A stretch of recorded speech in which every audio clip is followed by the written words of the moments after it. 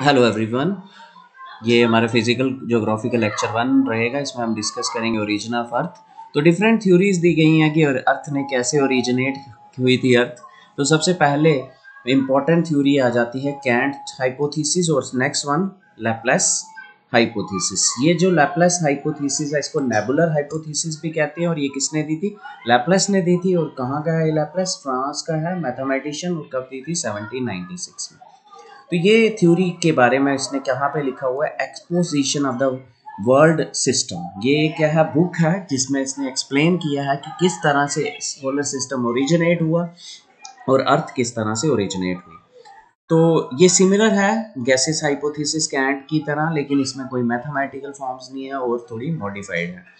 Next, ये कहता है कि पहले एक पूरे का पूरा एक सॉलिड मास था, huge and hot gases nebula था स्पेस में, और ये रोटेट करते रहता था।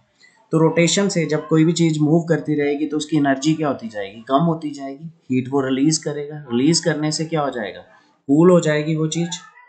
कूल होने से साइज, उसका कूलिंग पे साइज क्या हो जाता है? कम हो जाता है।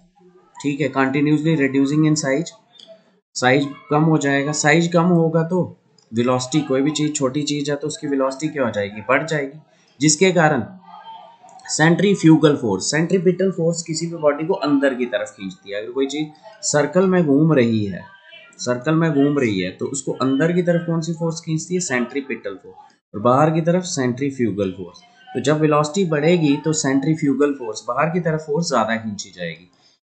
तो बाहर की तरफ खींची जाएगी तो इक्वेटर पे सेंटर में चीज क्या हो जाती है? रेस्ट पे आ जाती है। Material at the equator becomes weightless. तो सेंटर से वेटलेस हो गया, स्पीड जीरो हो गई, बाहर की तरफ स्पीड ज्यादा।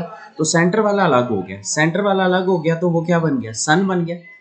तो इर्द गिर्द घूमते रहे। इसी तरह से दूसरी बार भी हुआ, तीसरी बार भी हुआ, चौथी बार भी, सो ऑन। तो 8 प्लैनेट्स भी बन गए। ठीक है, बार बार रिपीट होने से। ठीक है, क्लियर? जैसे जैसे सेंटर में, पहला सेंटर में हो गया, फिर वो अलग हो गया, फिर दूसरे वाला अलग हो गया, फिर तीसरे वाला, इसी तरह से कितने? 8 planets were found from 8 rings. Clear? Satellite भी इसी तरह से। नेबुलर हाइपोथेसिस किसके साथ रिलेटेड है? ओरिजिन ऑफ सोलर सिस्टम और ओरिजिन ऑफ अर्थ के साथ रिलेटेड है। फर्स्ट लाइफ ऑन अर्थ कहाँ पे स्टार्ट हुई थी?